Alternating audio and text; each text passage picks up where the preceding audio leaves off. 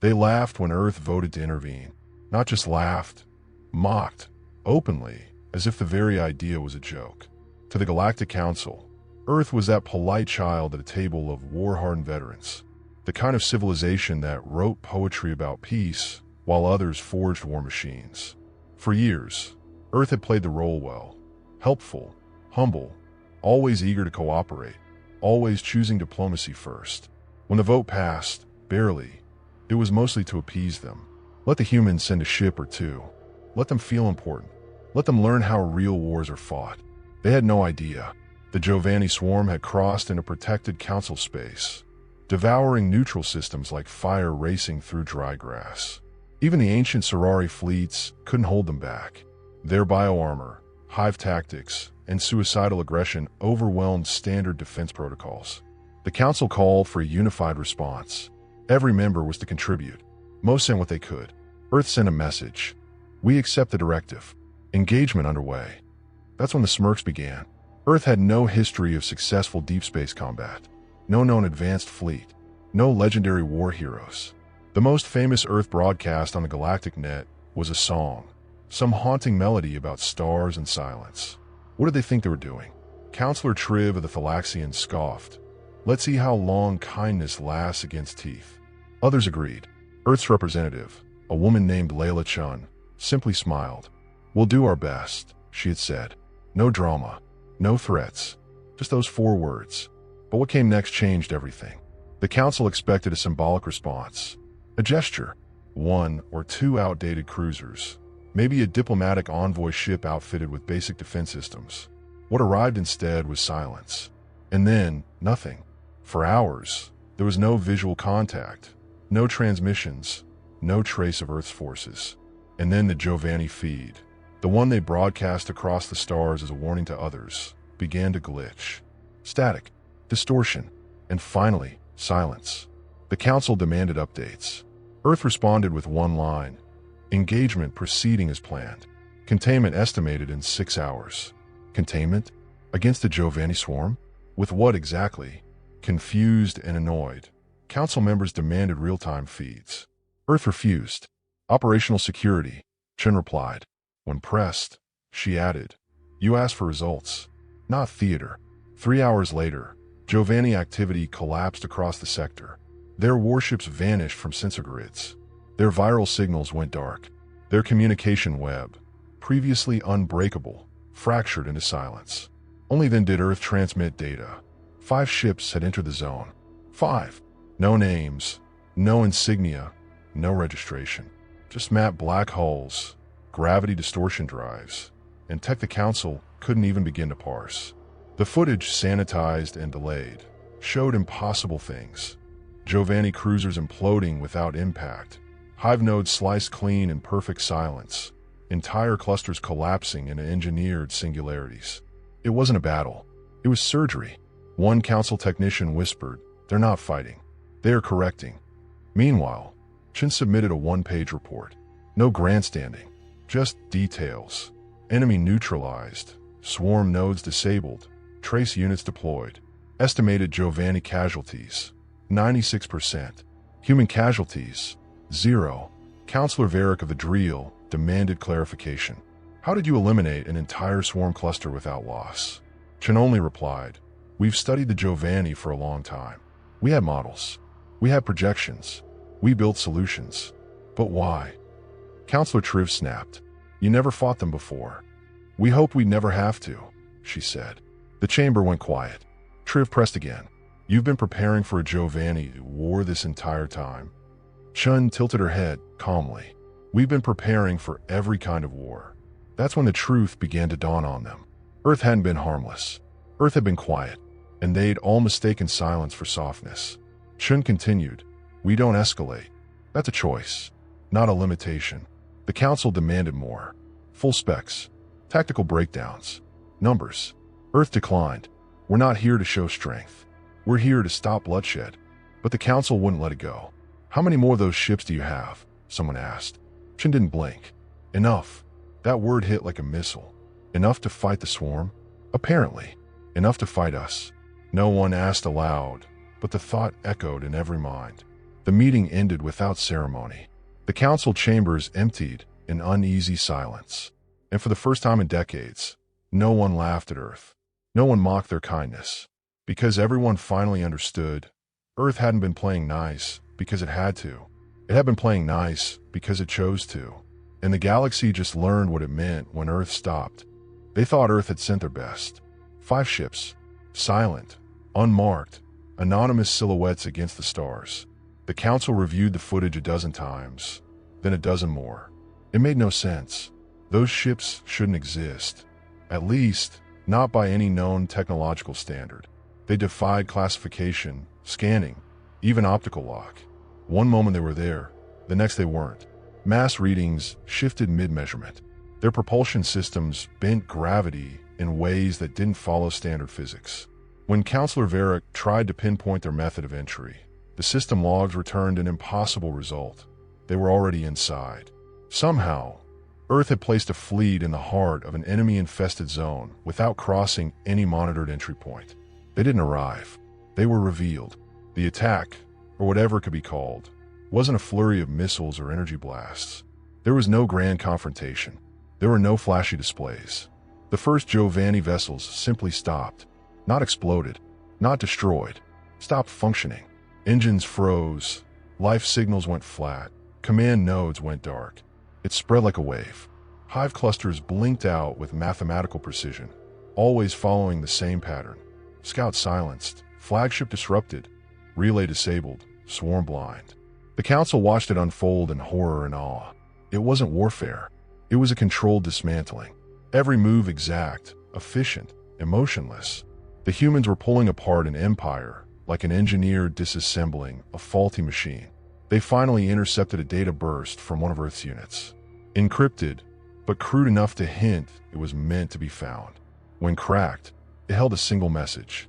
Non-lethal protocol suspended. Recommendation: swarm-level threat warrants surgical suppression. Objective: minimize galactic contamination. That's when Counselor Triv's second heart nearly stopped. Earth hadn't been using lethal force before this.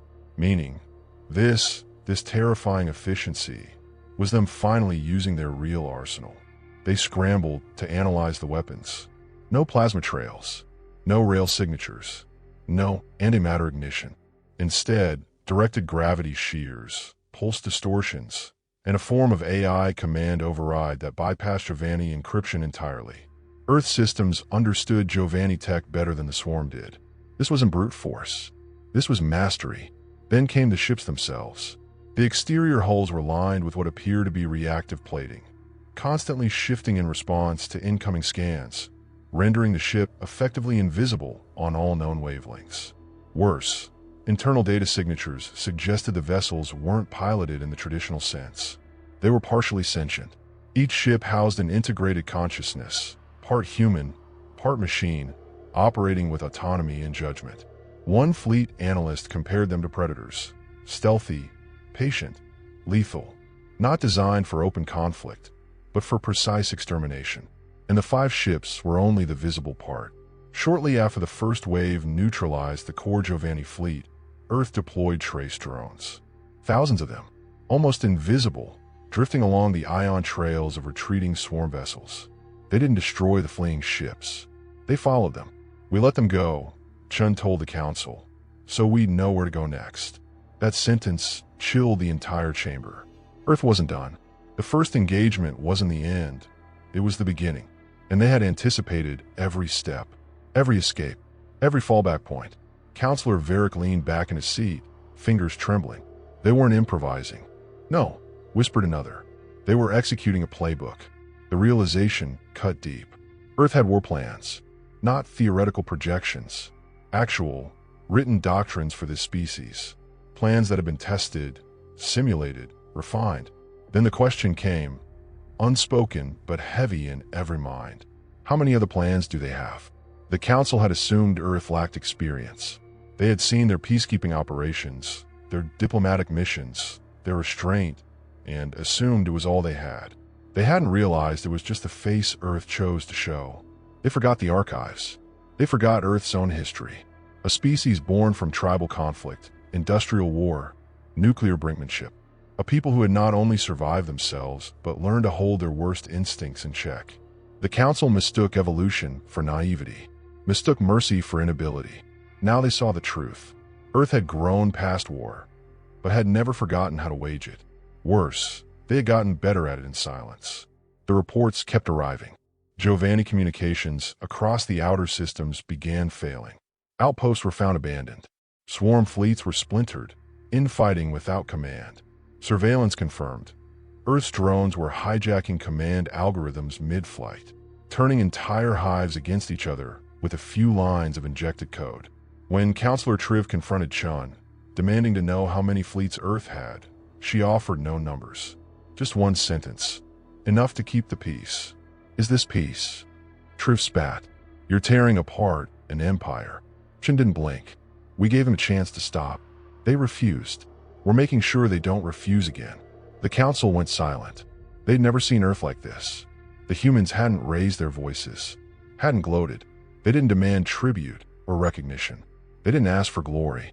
They just executed the mission. And that terrified the council more than any warlord ever had.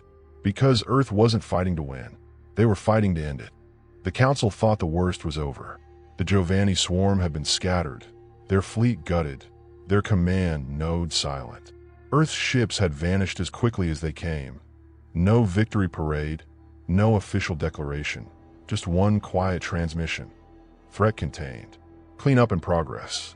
But for the council, questions lingered like smoke after a fire. The swarm hadn't just been defeated. They'd been taken apart with an efficiency that bordered on cruelty. Systems disabled without firing a shot. Organic warships shut down from within. It wasn't luck or even overwhelming firepower. It was knowledge. Intimate, precise, and terrifying knowledge. That's when Counselor Varric demanded access to Earth's threat databases. His motion was denied. Earth cited security protocols and internal sovereignty. But one curious sorority aide, driven by unease, hacked into a non-classified archive stored in a public research node on one of Earth's old lunar servers. What he found wasn't locked behind clearance walls or encrypted vaults. It was a simulation, a war simulation labeled Giovanni Collapse Scenario 2C, 97.4% success rate. It was dated 17 years ago. The file detailed tactics nearly identical to those just witnessed. Dismantling swarm structure, targeting key behavioral nodes, isolating units via signal distortion, and initiating hive dissonance using mimicry AIs. There were even optional protocols not used. Planetary EMP sieges, neural wave scramblers, black hole seed deployment. Earth hadn't just planned for this war. They had perfected it long before it began. The simulation was one of hundreds.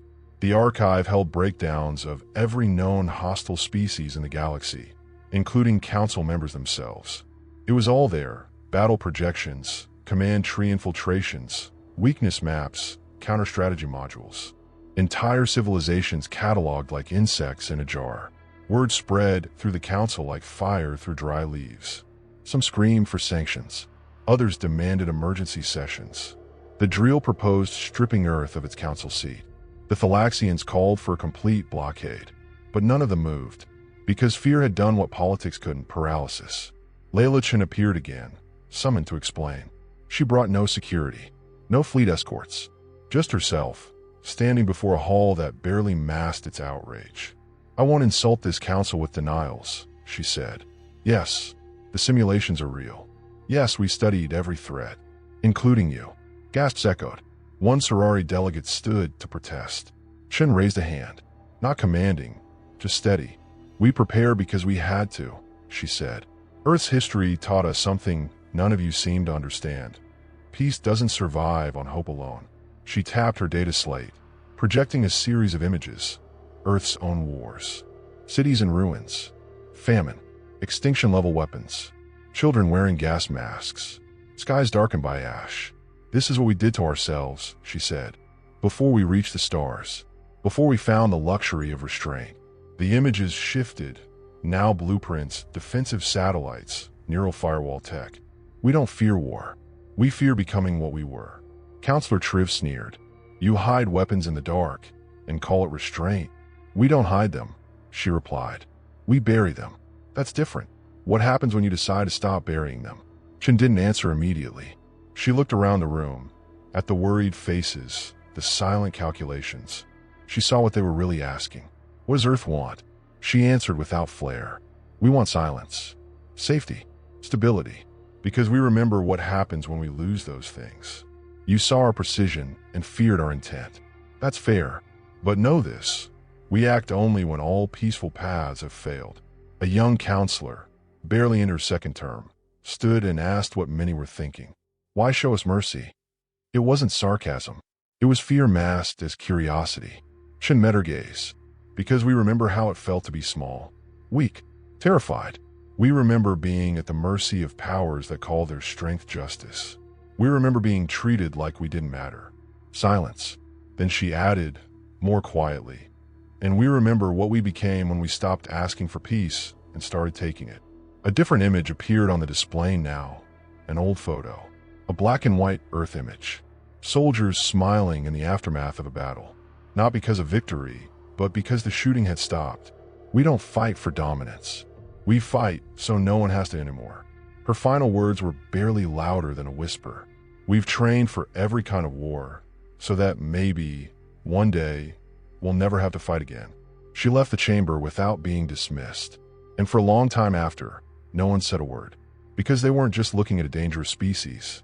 They were looking at one that had seen the abyss, and instead of falling in, built a wall around it, and chose to stand guard in silence. The Giovanni homeworld didn't explode. It didn't burn.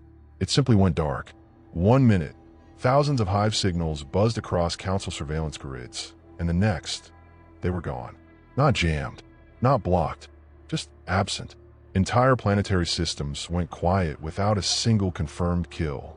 No wreckage, no bodies, no smoke trails, only a timestamp and a signature. From Earth, a single broadcast followed. Audio only, flat, synthetic and calm. The war is over. We recommend you stay home. The council scrambled to confirm. Scout drones dispatched to the Giovanni sectors returned fractured images. Swarm command structures intact, but empty. Facilities hollowed out. No resistance. No sign of destruction. Just silence. Whatever Earth had done, they had rendered the most aggressive species in the galaxy leaderless without firing a final shot. No celebration. No demand. No claim to territory. The council, now reeling from the psychological shock of what they'd seen in Earth simulations, tried to regain the narrative. Official statements called the Giovanni retreat a joint victory, emphasizing unity, diplomacy, shared intelligence. Earth said nothing. They didn't argue, didn't correct, just faded back into their quiet orbit around Sol. And that terrified everyone even more. Because the true apex predator doesn't roar. It watches. Requests poured in from dozens of species. Not demands, invitations. Smaller civilizations that once mocked Earth's moralism now sent envoys requesting military training, cultural exchange, AI consultation. They didn't want protection. They wanted alignment. Earth answered them all with the same calm efficiency. Shared defense systems, collaborative tech, neural firewall modules. Not for dominance, but for balance. No planetary bases. No flag raising. Just tools, freely given, with one condition. No offensive use. And species listened. Because now, when Earth said please, it wasn't a plea. It was a warning. Inside the council, the mood shifted. Debate softened. Accusations were swallowed. Even the Drill delegation, famously combative, requested a private meeting with Earth's ambassador. In that quiet room, Layla Chun sat across from Counselor Carr, who had once called Earth the most sophisticated pacifist nursery in the stars. He didn't bring that up. He only asked one question. How many of those ships do you really have? Chen took a breath. We deployed 5. Carr nodded. Chen continued. There were 100 in reserve. Carr froze. In 300 more, she added, still an atmospheric slipstream, never activated. You could have conquered us. No, she said. We could have erased you. That's different. The counselor swallowed hard. Why didn't you? Chen's expression didn't change. Because we don't believe in ruling through fear. She stood to leave, then paused. But you should still remember what fear feels like. It keeps people honest. That quote made its way around the chamber like wildfire. Within days, Earth was offered the high chair position, the rotating executive power of the Council. An invitation only extended during galactic crises. Earth refused. Instead, they submitted a proposal to restructure the Council entirely. Equal vote weights, rotating leadership, greater support for newer civilizations. No more core outer biases. No more species hierarchy. You gave us the illusion of power, Chun said in her closing speech. We prefer to give you real stability. It passed, unanimously. And then, something unexpected happened. Earth faded from the spotlight again. Their fleets returned to Sol orbit. Their ambassadors reduced appearances. They resumed art broadcasts, scientific journals, philosophical dialogues. They went back to what they really valued. Not dominance, balance. 1 year later, a small farming species from the Drella Quadrant requested Earth's help designing planetary defense towers. Earth sent engineers. The towers were installed without weapons, just deep signal arrays, threat detection, and a neural learning core. One curious Drella child asked why they didn't just give them the same weapons Earth used on the Giovanni. The human engineer smiled. Because you won't need them. Why not? The child asked. Because now, he said, no one wants to make you need them. The lesson wasn't in the firepower. It was in the restraint. A final classified report circulated among high-ranking council members a few months later. Leaked from within Earth's diplomatic network. It was simple. Just 2 lines. Primary deterrence successful. No further force deployment required. The galaxy finally understands that Earth has been merciful. And for the first time in living memory, the Council felt something it hadn't in centuries. Safe. Not because they were protected, but because the most dangerous species in the galaxy had decided not to become their enemy.